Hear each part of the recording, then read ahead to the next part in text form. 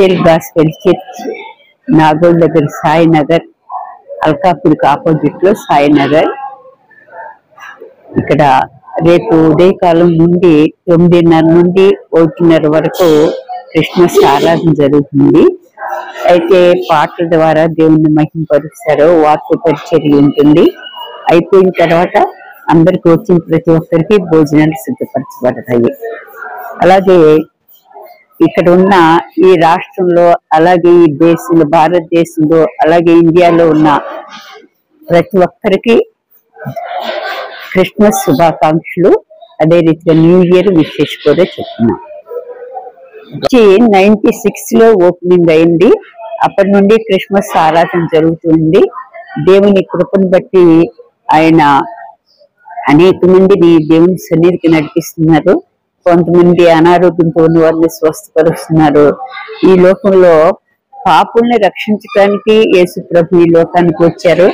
ఈ లోకంలో ప్రతి ఒక్కరూ పాపమే కాబట్టి మమ్మల్ని అందరినీ రక్షించి అనేక రీతులుగా ఆదరించి, క్రీస్తు అంటే రక్షకుడు అనే అర్థము.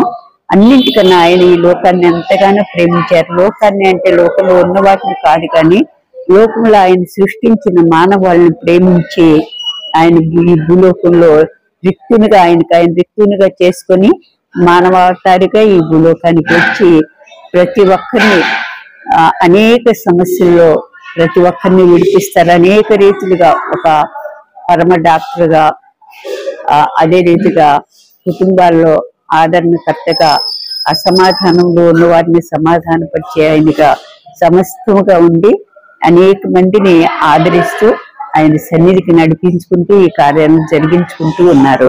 అందుని బట్టి దేవునికి మహిమ, ఘనత, ప్రభావం ఆరోపిస్తూ ఉన్నాం. ఈ చర్చి ప్రత్యేకత ఏంటి అంటే, ఎక్కడా లేని రీతిగా పైన టాప్ మీద సిలువ పెట్టడం జరిగింది. అలాగే రేపు ఒక 2000 మంది దాకా వస్తారు ఆరాధనకి. వారందరికీ భోజనాలు ఉంటాయి.